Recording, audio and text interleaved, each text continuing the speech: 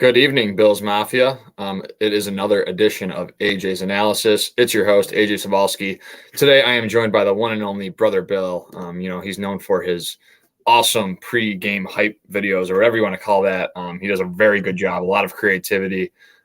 Weekly content from Brother Bill each week when the season starts.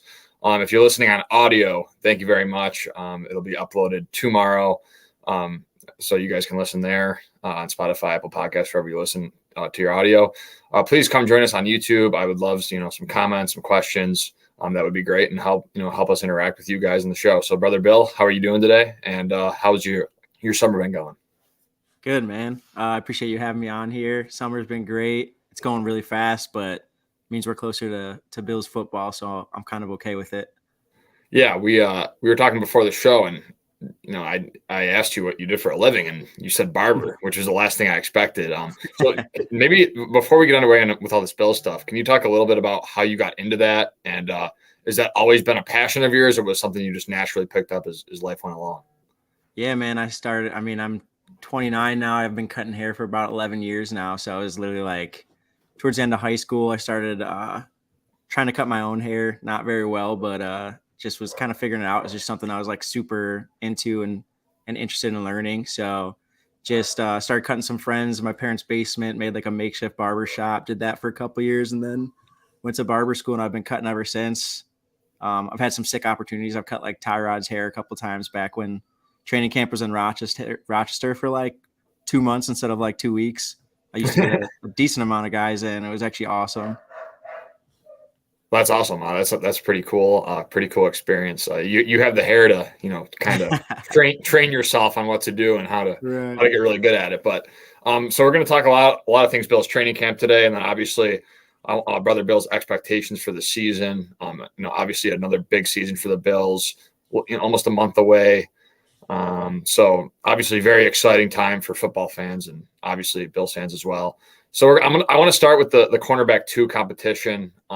It's been something that I've watched the last week, a training camp kind of take shape. Dane Jackson was a guy who has been very consistent. Kaiir Elam has been getting a lot of first team reps as well. But in the last couple of days here, Christian Benford has been making some plays in camp with a couple interceptions. Just very reliable ball hawk, a guy that has continued to make plays. Obviously, we all know he won the starting job last year over the first round pick in Kaiir Elam. So, Brother Bill, your thoughts on the cornerback 2 competition? What you like? Do you like the depth there? Is there a guy that kind of stands out to you, a guy that you want to see on the field more? Or is it more so, a by committee kind of approach this year where, depending on the game, who they're going up against, is that kind of how you feel? Right. I'm leaning towards Elam just because like he is that top pick. I want to see him on the field. I liked what I saw out of him. Like he seems like a very good like press guy and like aggressive kind of dude. And it's nice to have that depth definitely because like that's a position that I feel like people get banged up a little bit or just playing like a different. There's some people are better at like a zone and a man. And we have to switch it around sometimes. It's nice to have people you could shuffle through. I love Benford too. I like Dane. Like I think he's solid, but like I'm excited more by like the potential that the 2 younger dudes have kind of shown. And I think that gets me a little more fired up, but it's nice to have a guy like Dane who's just like reliable, doesn't mess up a ton, maybe not like as high of a ceiling, but definitely like a solid dude there. Yeah, I can agree with you on that. I think Dane brings that, consistency in terms of, he has a higher floor than both those young guys as of now. But I think if Benford and Elam can get to that point where their ceiling can match Dane, I think both those young guys have a higher ceiling than a Dane Jackson. But, I mean, like I said, Dane Jackson's continued to make plays throughout camp. So for me personally, I think Dane's the leader in the clubhouse just based on how I think the coaching staff approaches how they do things. It's just that's kind of how they like to do things. Terrell Dotson, I think, is the same way. He has a lot of, got advocates for him because he's been part of the system. He's been in the scheme. So that's pretty cool. Joseph Curtis with a comment with all indications being that the defense is going to be more aggressive. Elam seems like the best fit, and he's already shown a propensity for making big plays. Yeah, I mean, he's a guy that I mean, they drafted him in the first round. They traded up to go get him. He was their last first round grade. So it would kind of suck if they couldn't get the most out of Elam this year. But when you have two guys along, in the room with him that can play valuable snaps and have started in NFL games, it makes you feel a little bit better. It's not like it's a waste of a pick. I think eventually he does get the nod, but it might take some more time. Moving on to the Gabe Davis I want to get your thoughts on Gabe Davis because I think he's one of the most polarizing figures amongst the fan base in terms of some people think he can take that step and become a consistent wide receiver too. Others think he has no hands, he can't catch the ball. I actually at the red and blue scrimmage on Friday, I was raving about Gabe Davis like the last 4 days. Like he was doing really well in camp during team drills, individual work, all that stuff. Had a really solid week of camp. And I thought he was coming into his own. You could see the ankle injury definitely was nagging him. I think he's been fresh out of breaks, in routes, all that stuff. He's been doing a really good job winning at all three levels. But on Friday, Josh Allen fired a bullet to Davis on a post route in the soft part of the zone. And it was a little high, but Gabe Davis has to catch it every 10 out of 10 times. And I, of course, gave the live update that he dropped the ball. And they're, all come the Gabe Davis haters that are saying, calling him like Gabe Benjamin, comparing him to like Calvin Benjamin. Just a bunch of naysayers about Gabe. Brother Bill, I want to ask your thoughts on Gabe. Can he take the next step? And do you think he can be that elite wide receiver too? That even like Stephon Diggs has mentioned, like he can be a wide receiver one in this league. Are you convinced that that's the truth, or do you think that's more of a stretch, and you think he's just kind of a solid wide receiver too, and he can't get much better than that? I think he could be better than like what he was last year. I don't know if I'd ever think he's like a number one guy.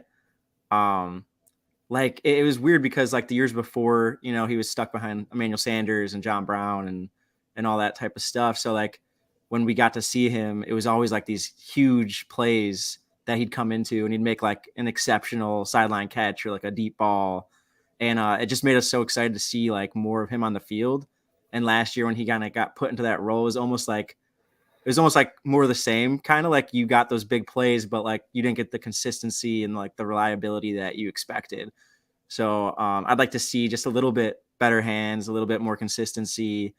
He kind of reminds me of like Peerless Price back in the day where he would just like Eric Moulds was your guy, but Peerless Price could like take the top off and make a huge play. Like I feel like he's more of like a big splash play kind of guy. So it's good to have that for sure. I'd like to see like a little more consistency catching it. But like I'm cool with him being the number 2 for sure. Like I think we added some better pieces around them too, that like the wide receiver 3 situation will alleviate some of that too. I feel like last year was kind of like just a little hectic with what we were doing. Absolutely. Yeah. Obviously, I mean, once you're bringing in John Brown and Cole Beasley in late November, 2 guys that weren't rostered at the time, I think it gets a little dicey in terms of what do you truly have at the playmaking position? What do you truly have for Josh Allen? I think that got tricky. I'm just going to go over Gabe Davis's game log this year and kind of my thoughts on what I want him to be. He only went over 100 yards twice last year. Obviously, the big game against Pittsburgh, where everyone knows that he just balled out that game, had 171 yards, 2 touchdowns. The thing I want to see more from Gabe Davis, and maybe Brother Bill, you can add to this, is just more consistency in terms of maybe he does have that same stat line where he is like an 800-yard receiver with 7 to 10 touchdowns, and that's the guy he is. But maybe instead of getting a fourth of those yards in one game, kind of doing that over the course of a season and being more reliable, week in, week out. Is that something that you want to see from Gabe moving forward this year? 100%. And I think that's like kind of like the issue that I try not to get in too much arguments online, but like I'll see everything kind of, and you see the people who are like, he finished at the top end of the wide receiver 2s, stat wise, and there's no debating that. But like, it's just kind of the way it happens, like you said, like you have one of those big chunk games where he's having 150 yards, and then the next 3 games he might have like 60 yards total. So like just getting a little bit more consistency throughout every single game will be definitely huge for us. Absolutely. Moving to the depth now, I want to talk about a little bit at the receiver room and obviously the tight end room. Dalton Kincaid, I mean, he had another great day today. I think Alex Brasky from Batavia Daily reported that he had 2 great grabs, Tough catches, both tight coverage, and made the play. Yeah, Lewis, it is a contract year for Gabe. I think that'll also. I don't know if it'll add motivation for him because of the type of guy he is, because I think he loves where he's at and wants to be a Bill. But I think that can, that always can a little extra motivation. Like, hey, I gotta show something this year so I can get that contract, and hopefully they can get that locked up before the season starts. I prefer that because I don't want an Ed Oliver situation, or not an Ed Oliver, a Tremaine Edmonds situation where the guy has a great 5th year and then you lose him. But going back to the depth, brother Bill. Dalton Kincaid, Trent Sherfield, Khalil Shakir, Deontay Hardy. I think you could argue the best depth that the Bills have had at receiver. I know we haven't seen it yet in the regular season or games that mattered. But just give your thoughts on the depth that's been added. Maybe what you think, of the wide receiver 3 battle. Who do you want to see at that slot position? I know Kincaid's a popular option, but just amongst like the receiving group, Shakir, Sherfield, and Hardy. Who do you want to see out there? Your thoughts on them, and yeah, maybe you can give a little information about Dalton Kincaid and what you think about him too. Yeah. I think I'm leaning towards Sherfield. I really like him. I think he brings he's definitely super fast. So is Hardy. I guess I never saw a lot of Hardy. We got to play Sherfield, so and I pay attention to the Dolphins a little bit just because they're in the division. So I've seen some of his big plays, and I've seen him making some great plays, especially like today that grab that Josh threw that bullet to him. So I'm excited to see him. I'm leaning for him in the slot, and definitely Kincaid, dude. Like when we drafted him, I don't really watch college football, so I didn't know much about him at all, and I just saw tight end pop up, and I was kind of like, really? But as I've read more, like being I think the next day said he's kind of like a bigger Beasley, and I kind of like that. And what I've been seeing, I went to camp last Sunday, and just seeing some of the clips people are posting, and his routes just look so clean, so good. I'm really, really excited about him. I really, sometimes your GM might say something like the Beasley thing, and you kind of think he's just kind of trying to hype up the fan base, but it really seems like that. His route running is crisp. He's really technically good. I think he's going to be awesome. Yeah, I totally agree with you. What I've seen from Kincaid has been, very, very, very good stuff from the rookie. I think he can find a big role in this offense. And I've had conversations. Can he break the rookie receiving record? It was by Mike Ditka. Let me look that up real quick because I'm going to put you on the spot here, brother Bill, and ask you if you think that Dalton Kincaid is capable of doing this year. Mike Ditka in 1961 had 56 catches for 1,076 yards and 12 touchdowns. So that was his rookie of the best tight end campaign ever as a rookie, and that was back super impressive for that time period. To do that. Right. Yeah. So that was in 1961. Do you think there's any chance that Dalton Kincaid can kind of get to that point, or do you think there's too many mouths to feed in this offense, and it's more of a, especially with Knox still in the mix, and he's been, the tight end 1 for so long for this team. Do you think there's any indication that Dalton Kincaid can break any of those records? I think, with Josh at quarterback, and if everything's rolling and we're being creative with our game planning and everything, I think there's definitely a world where it could happen. I don't know if it will, or if we even need, like you said, there's a lot of mouths to feed, a lot of talented people. So you don't really need him to do that. But if he can be in that high 700 range and a really good red zone target, I feel like that would put us in prime shape. But if he can get 1,100 yards and 12 touchdowns, I'd be ecstatic. Yeah, I think everyone would be. That would be pretty cool. And I'm going to put you on the spot again here with a question. What's been your favorite? And I know I didn't tell you this before the show, but what's been your favorite video to make so far before a game? Your all-time favorite, your most creative, or the one you enjoyed the most doing? And what's been your favorite video to make prior to game day? I think it's got to be the Home Alone Christmas one against the Bears this year when we did the whole Chicago thing. And it was really just my two friends really took the lead on that one because they were the Ditka Bandits, as I called them. And it was just so funny. That was one of those videos as you're filming, you're I was just dying laughing at them falling and the noises they were making. They really acted their hearts out. So that was hilarious. I think the other one I really liked the Harambe Bengals one as well. Just watched that. I just showed my dad that before the show. That was really funny. Yeah. Just the whole gorilla suit and I'm a big Scrubs fan. I felt like that was almost like a Scrubs moment where like they go into like JD's mind and it's all like this made up, really absurd like imagination thing that he's having. So I felt like that was pretty cool because it was kind of reminded me of like one of my favorite shows. So that was just funny. Now, where did this all originate from? Like, where did this start? Like, is this something you thought you could do? Same thing with the barber. Like, is this something that you always kind of dreamt of doing, or was it just like, man, I'm really funny and creative, and I love the Bills, and I like beer, and I'm just gonna like start doing this? It was kind of more like that. I definitely have always been this type of dude. Like in high school, I was always doing absurd stuff for like pep rallies. Like I had like a skin tight spandex suit I would wear and like go to all the games like in character and do all this wacky stuff. So like it's definitely been something that I've always done. It was kind of like during COVID, right before COVID started, that like Texans playoff season. I made the page and it was more like trying to like type up some articles, and that just like really wasn't like me. Like I'm not like an X and O guy. I'm just like a big fan. So I think as COVID happened and I wasn't really able to work and I had way more free time because barbers were like completely shut down. I was just kind of like my imagination was going wild. I was watching a lot of movies and it was kind of just fueling me. So I was just like, maybe I can make something weekly that I could put out that people might think was funny. And at first it was just like me going into my closet and pulling out like one of those like suit lining things and like unzipping it and having like a different, like a Eric Mold's uniform and some Zubas in it and like just getting dressed.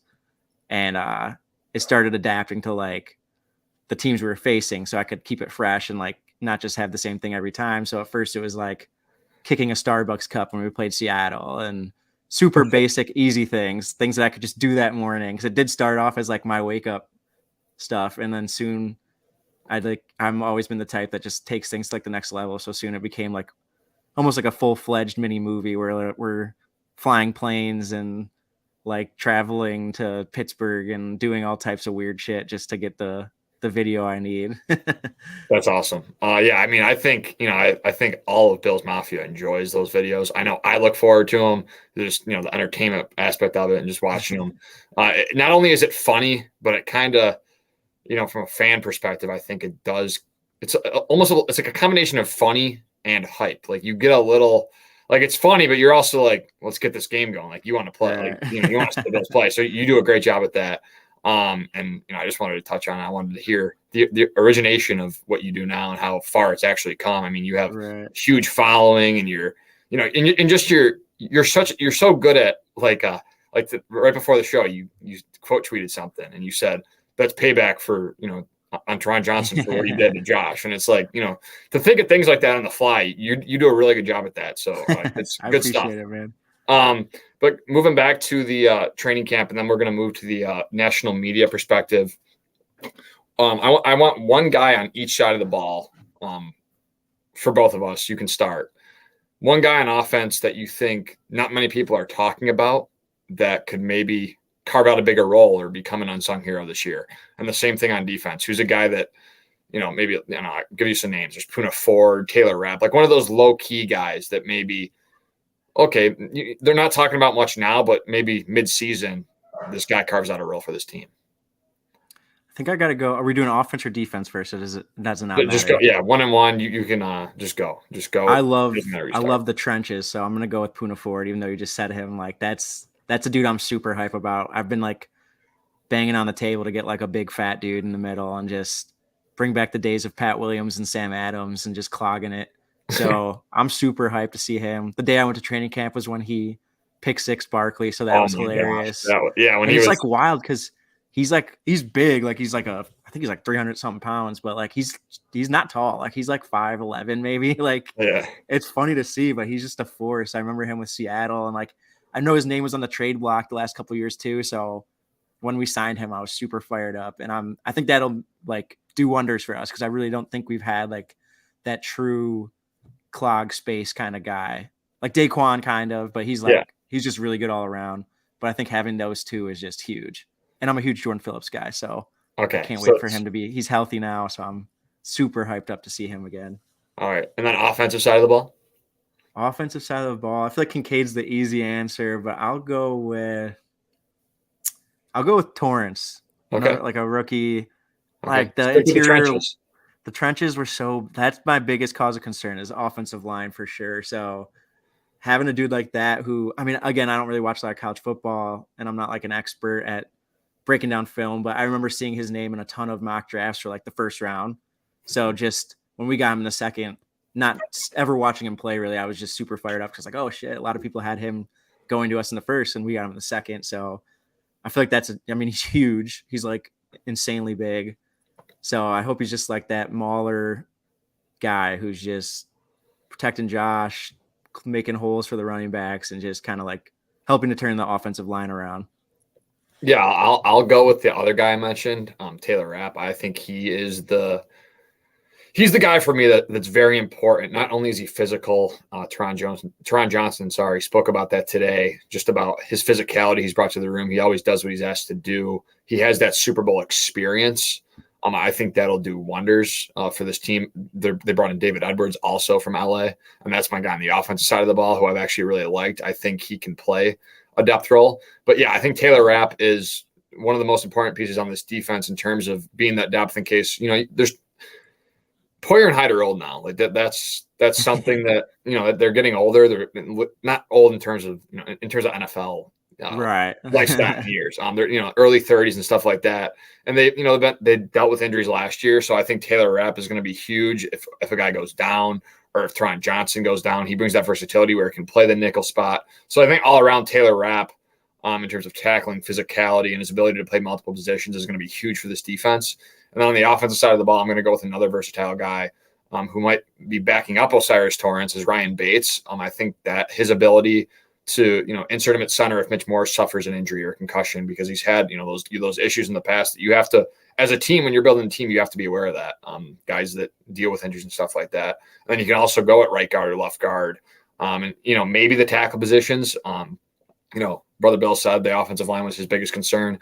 I think the outside, the tackle positions are my biggest concern. Just like Deion going down today. Like, I know maybe it was a minor hand injury, but it's like, what do you do there when you don't draft anyone for that position? Spencer Brown has a back issue that could be, lag. That's a very, hard injury to come back from.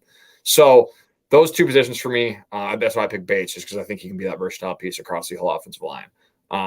So with that, let's move to the national media perspective, Brother Bill. And I know you probably aren't fond of what the national media is saying about your ball club lately.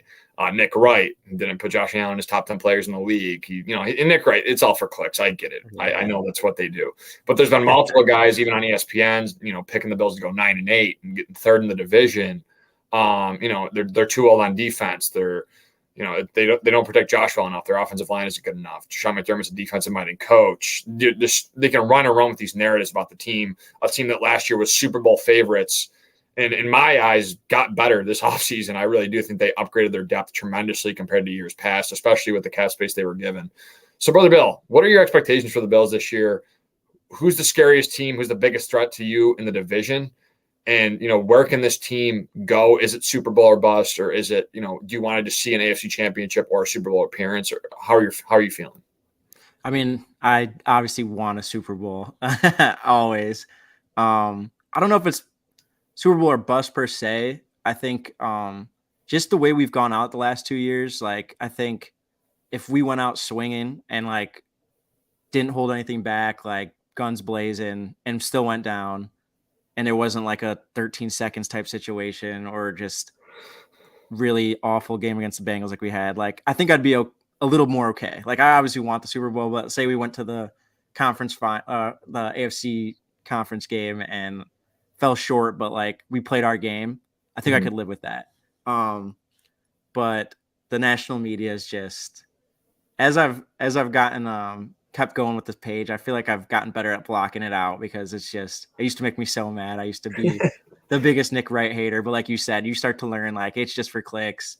So many things with ESPN and stuff is just debate heavy and just saying things to say it because it'll cause controversy and whatever. So like I don't pay it too much mind anymore. Maybe every now and then just to get some inspiration for my videos in the season and have someone to make fun of, but they don't worry me. Like you said, I think the team got a lot better. I think we might not have been like the splashiest or like big name guys, but I think we filled a lot of the positions I was worried about.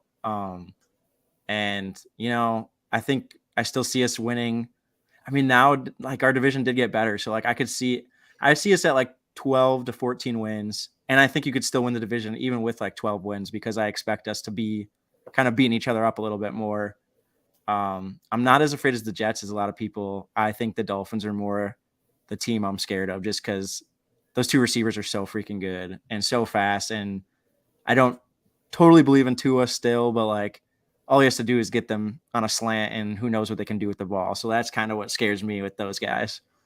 Yeah, absolutely. I agree with you in talking about the national media perspective and why I think it might be this way. I kind of thought about it, and you said it best: the splash moves. The Dolphins obviously went ahead and traded for Jalen Ramsey. They got the big name. The Jets signed Aaron Rodgers, another big name. So when two teams in your division and you're in the Bills themselves are a team that has fallen short the last couple of years, they can't get over the hump.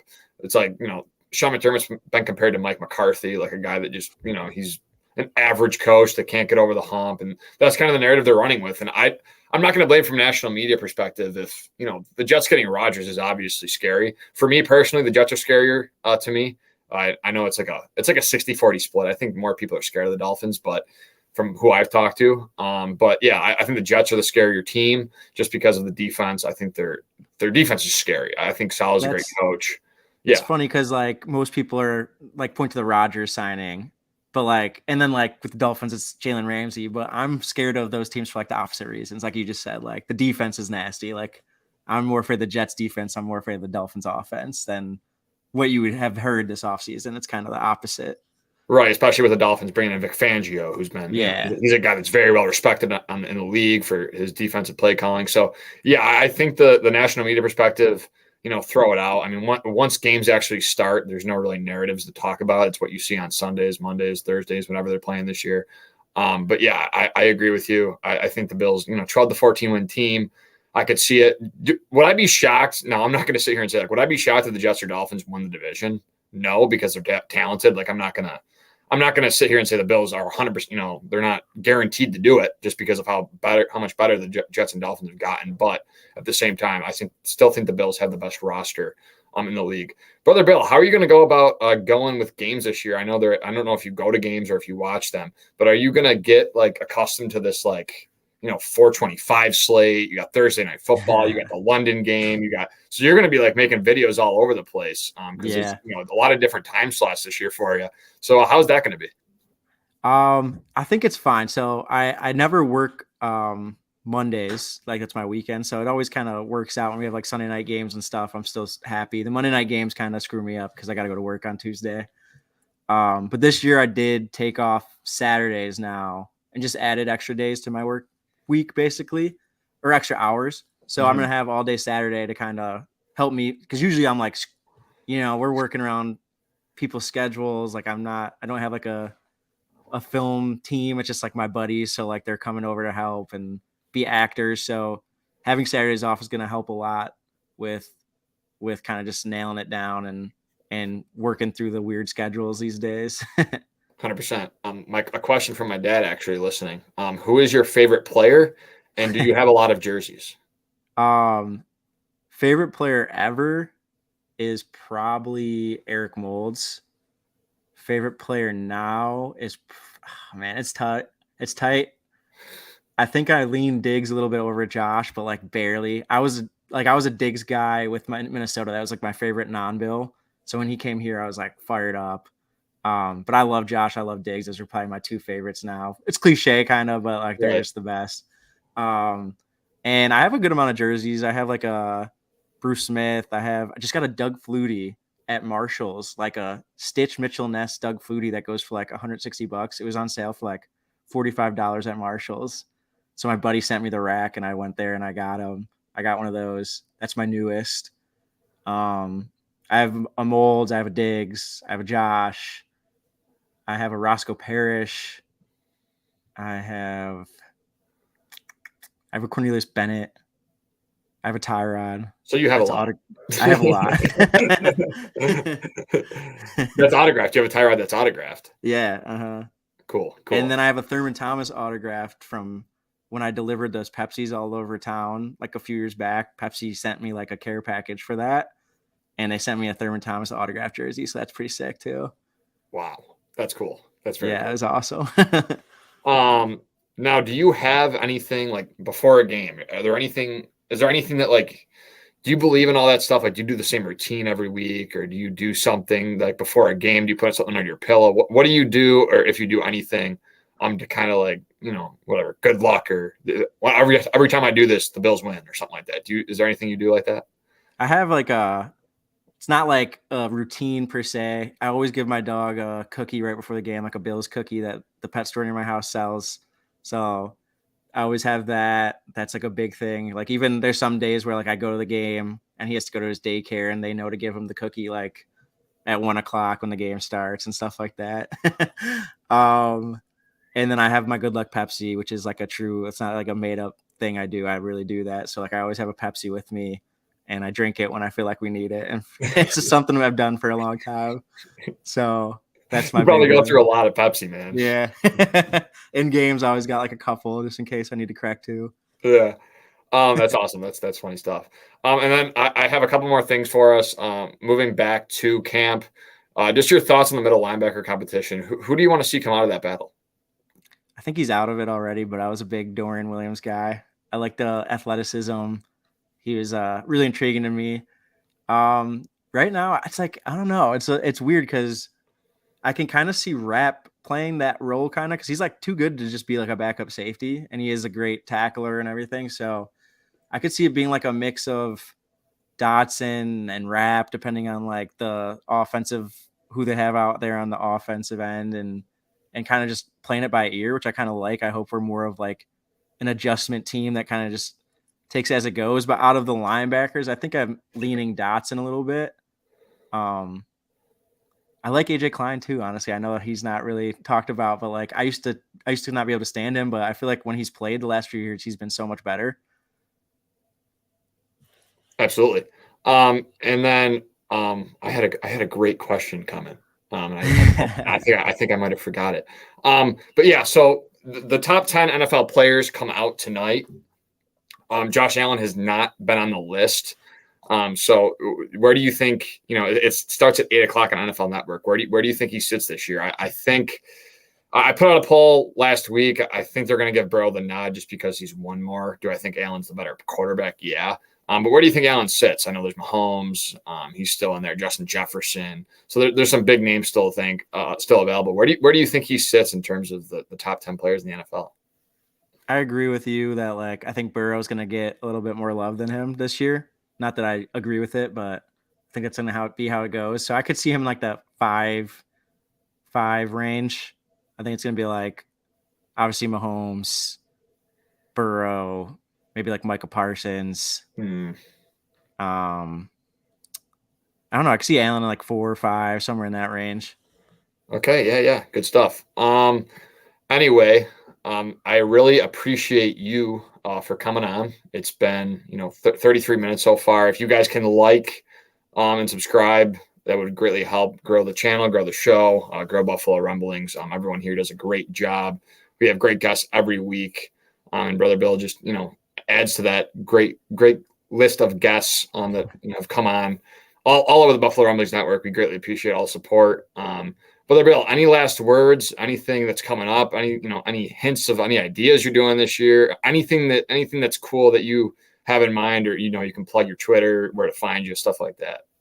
Yeah, I'm Brother Bill 716 on like every platform. I don't want to give too much away about the season, but I do have. It's probably the most thought out I've been. Where like my major ideas for every single week have been penciled in. It's just getting all the props I need and making it come to life as the season goes on which is the toughest part. But I've definitely got the mental games done pretty much. There's definitely things I'll throw in as the season goes, but like the big plots are kind of ironed out, which is cool. Which is a little like makes me relax a little bit more.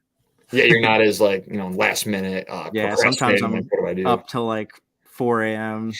the night after like right after we play our game. I go to bed Sunday night and I'm just laying there like, what am I gonna do? How am I gonna keep doing this? Awesome stuff, man. Thanks for coming on. Cool. Thanks for having me, man.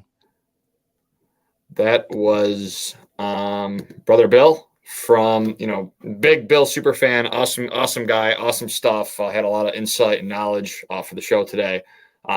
Greatly appreciate him coming on and sharing, a little bit about maybe what he has in store for this year and stuff like that. I'm going to add a couple more things here. I'll probably go, 10 more minutes or so. Just giving my thoughts on training camp and whatnot and what I'm seeing from the team.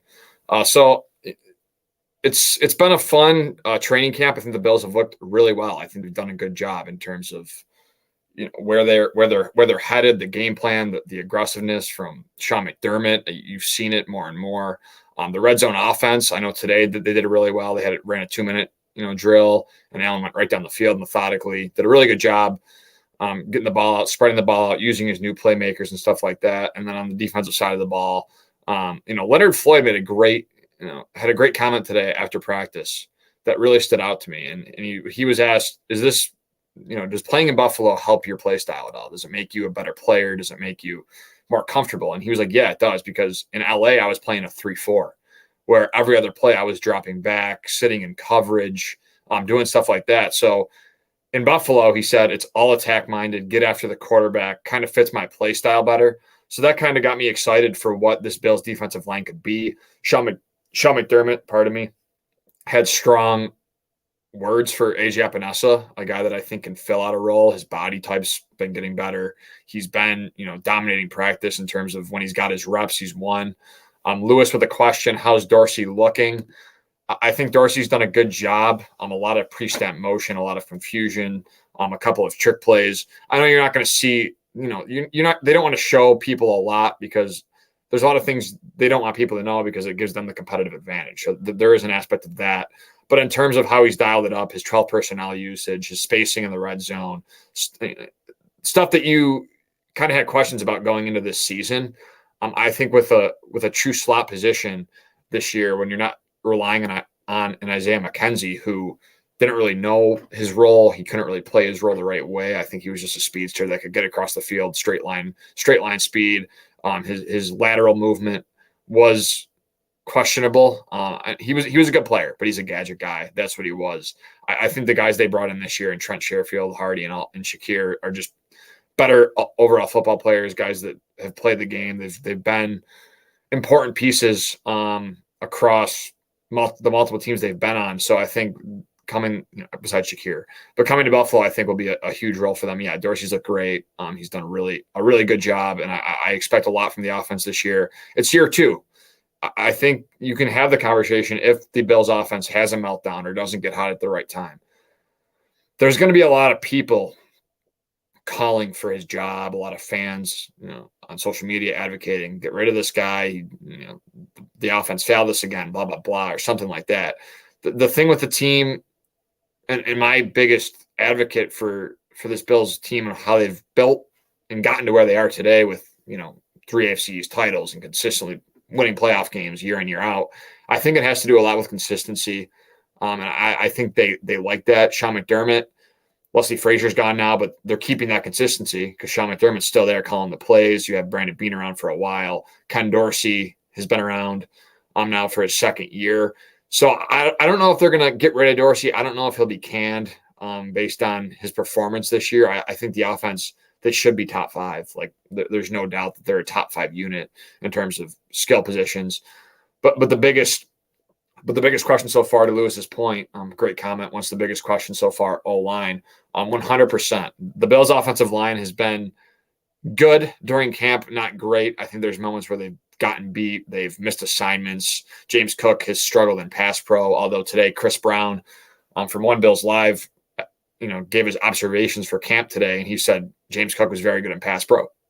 So that was very good to hear that James Cook did a good job pass protecting today. That's my biggest question in terms of his usage this season. Can he maintain his blocks, anchor, and help, maybe leak out for a nice, 5 yards after the catch, stuff like that. He's so versatile in that aspect. But yeah, Lewis, the biggest question so far is definitely the offensive line, their ability to win. That's the biggest question. I think Spencer Brown has looked good. He had a really bad day on the second day of pads, which was last Tuesday.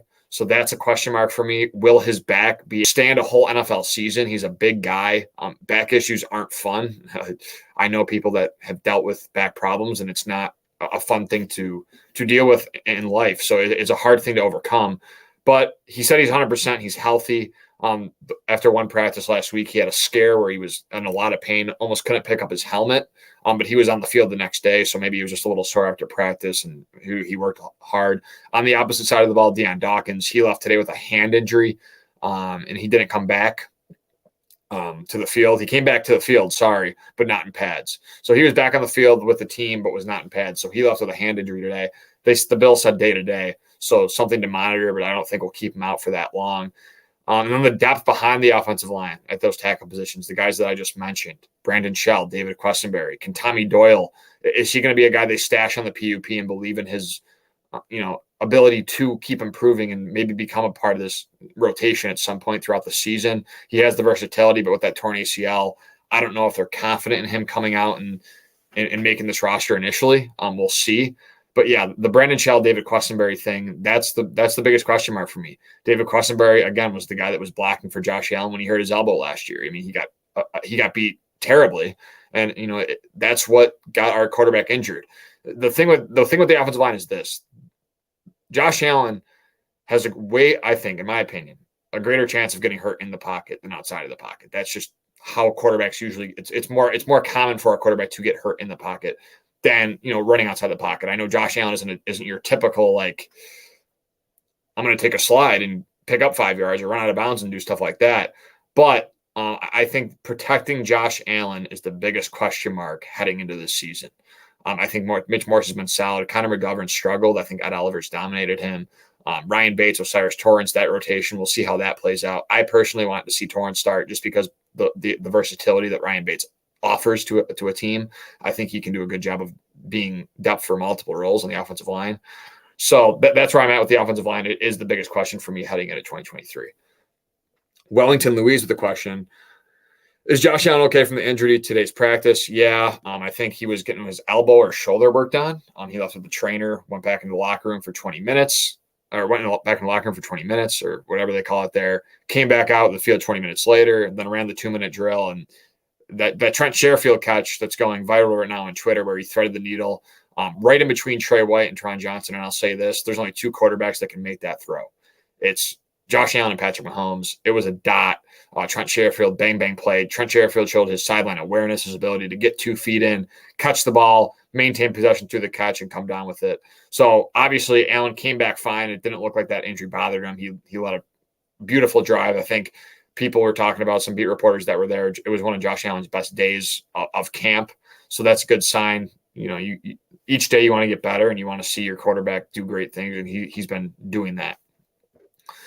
David from Facebook says these will be the same fans that wanted Daboll's head in his early days as Bills OC. I agree, David. That's why I preach, the consistency aspect of this whole regime and how they've continued to keep guys around and coach, players and coaches included. I think that's important. I think, Ken Dorsey was the quarterback's coach before Brian Daboll. So Allen was comfortable with that. The biggest thing for Ken Dorsey this year, again, is his ability to say, hey, Josh, just take the easy play. Like, Ken Dorsey played quarterback, so he understands, like, going for the big play and throwing it downfield is fun to do, and you can beat teams that way. But when you're going up against a really good team, a really good defense, an aggressive defense that's getting fast, I mean, your offensive line is at best probably slightly above average this year. I don't think there's really a way. Maybe they can be a top 10 unit, but I see them in the teen range, from anywhere from 11 to 20. That's where I hope they're at. Anything lower than that would kind of be concerning. But the recipe for the Bills and how they've gotten beat has been, it's been a mixture, but you saw in the Bengals game them dialing up the pressure and giving different looks for Josh Allen. I think that's a cause for concern. So Josh Allen's ability to get the ball out, trust his eyes, get it in his playmaker's hands, get upfield is going to be huge. It's going to be a huge thing for this offense. So I think that's an important piece of this. And I think Dorsey needs to be able to reel Josh back in if he does make a mistake, because he's going to make mistakes. He has his whole career. That's you got to live and die with that. That's how Josh Allen plays as quarterback. That's who he is. So I think his ability to reel him in, move on from it, next play, and hope your defense can turn around and make a stop. I want to see the red zone turnovers almost gone. Like I want them to disappear. I don't want to see Josh Allen making those costly mistakes in the red zone, which we saw a lot from last year, and we didn't see a lot from the previous years with Brian Daboll. I think that's what many fans think, that Daboll's the better coach, and obviously he's a head coach now and has more success and led a subpar Giants team to the playoffs. But Daboll's ability to reel Josh in the red zone, tell him don't make mistakes, take the easy play. I think that was huge. I think the play calling was huge. But I've really liked what I've seen again from the Bills offense in training camp. They've done a really good job in terms of play calling and stuff like that. They've been very efficient and stuff like that. Many fans have different views when it comes to our running backs. Why do you think the Bills didn't invest more in top running back? The Bills, they didn't invest in a top running back, first of all, because I think they do trust James Cook. And I think his ability to be that running back and pass catcher that they need is going to kind of take off this year. He's been one of my best players throughout camp. Besides his pass protection, he had a nice wheel route touchdown. The first play in the red and blue scrimmage was a 40-yard run. I mean, Jordan Poyer looked like he was had sand in his shoes with how fast James Cook took off and got to that third level of the defense. Micah Hyde was able to track him down, but James Cook's speed is unparalleled to many players. I don't think nowadays, Wellington, I don't think you need that elite running back to get it done. Isaiah Pacheco's won a Super Bowl. LeGarrette Blount was the lead back for a Super Bowl. So there's been players in the last 10 years. I don't know exactly all of the running backs. Those are just a couple names that have been the lead back for Super Bowl teams. I don't think you need that big money running back that so many people once thought of back 20, 25 years ago. You look at the Titans with Derrick Henry. They weren't able to get over the hump. Tannehill, they fell short because the quarterback position is the most important. You look at, Saquon Barkley, as special as he is, Daniel Jones is more important for the Giants this year. There's no ands, ifs, buts about it. If Daniel Jones turns the ball over and plays careless football, it doesn't matter how good Saquon Barkley is. He could set records in every statistical category for a running back. They will not get far in January and February. So that's why I think that the Bills didn't invest more in top running backs, Wellington. It's just, I think Damian Harris offers a role where you got him at a cheap deal, $1.7 million. Same thing with Latavius Murray, a cheaper deal. So I think there's a lot of moving pieces, and I think that's kind of how the running back room is now. You draft a guy, get him for 4 years, see if he can do things that you asked him to do when you drafted him, and bring in these running backs that are going to be floating around the league. Look at Devin Singletary. That guy's not going to stay anywhere for the next 5 years. He's going to be one of those guys that floats around the league. He's going to be a great 1-2 punch. He's going to be that guy that floats around the league and is just used for that complementary back to a Derrick Henry or these star running backs. There's a lot of those out there, and Damian Harris is one of those guys that I think if he can stay healthy and he gets his touches in the red zone and is efficient, I think he can be a very valuable piece. People are kind of underestimating what he can do for this offense. Chris, good show, AJ. You need a balanced offense like the Eagles. Yeah, I mean, balance is nice. I agree with you, but I would still like to see like a 70-30, 65-35 kind of split with run pass. The Bills are just so good at it. You can use the short passing game, which I want to also see Ken Dorsey do more this year, is use, the quick screens, the tight end screens, the running back screens. The short passing game is an extension of your run game. So if you can get your, Spencer Brown's really good in space and mauling guys at the second and third level, that's one of his strengths. So if you can get guys, sprung open in the screen game and stuff like that, I think it's very important for the Bills to use that short passing game and not rely on just the running game because they're not the best at it. Do I think they can improve this year and will they? Yeah, I think they will. But the running's important, like I said. But at the same time, you look at the Chiefs, you look at, some of these teams that they're not running the ball often. They just do it efficiently. That's been the talking point for the Bills since Josh Allen's arrived. I don't think many people want them to run the ball more. I think they just want them to do it better. And yeah, maybe a little more frequently, maybe, 12, 15 touches for Cook and 7 to 8 for Harris. But I still want the ball in Josh Allen's hands when it counts, the best player on the team. So with that, 50-minute show today. Very excited. Obviously a big game this weekend. We're going to get to see Justin Shorter. We're going to get to see Balin Spector get some work. There's going to be a lot of guys on that field on Saturday at 1 o'clock against Indy at home in the preseason opener that's going to be fighting for a roster spot. There's going to be guys fighting for roster spots. There's going to be guys fighting for, special just to get a jersey on game day in terms of the special teams unit. There's going to be depth at the linebacker position, wide receiver position, tight end position, Quentin Morris versus Jay Sternberger is a competition that you're going to get to see play out right on television, and maybe not talked about much, but there's those key depth positions, Reggie Gilliam. There's a lot of guys on this roster Saturday that need to make a case for themselves. Cam Lewis is a guy too. He went down with an injury today and left practice. He had a limp.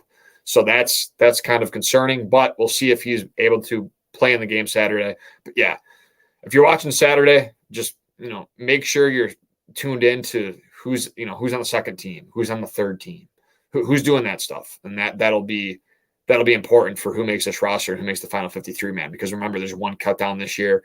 It's in late August. I don't know the exact date, but late August is the cut down date. You go right from whatever it is at right now, 90 plus to straight 53. So that's kind of the difference. Usually it was like 93, 70, 60, 53, something like that. They did like a step process. So you'd see 20 cuts and then 10 cuts and then 10 more. This time it's just straight up all at once, which I think is cool. I think it gives guys that are lower on the roster kind of a chance to showcase their ability, because some of those guys, after, a certain deadline, 20 players are cut, then they can't play in a couple of the preseason games, or they can't get those practices in. So I think it's good in terms of players getting a chance to show what they can do, like a Shane Ray, a guy that was a first-round pick out of the league for 4 years and then ended up making a comeback now and is trying to make a spot and take a spot on this roster. Will he be a practice squad guy? Maybe. But just for guys like that, I think it's cool. So with that, please like, subscribe. If you're listening on audio, thank you. Again, thank you, Brother Bill. It was a great show. He gave great information. Very, very entertaining dude, very funny guy. One of the most popular dudes in this fan base, and he does a great job with this content. Check it out at Brother Bill 716. Follow me on Twitter at Ajay Sobalski. I will be going to camp Thursday for the last day. Stay tuned to my Twitter for live updates throughout the day. And with that, it's been a fun one. Ajay's Analysis with your host, Ajay Sobalski. And I will see you next time. Be safe, have fun, and enjoy the game Saturday.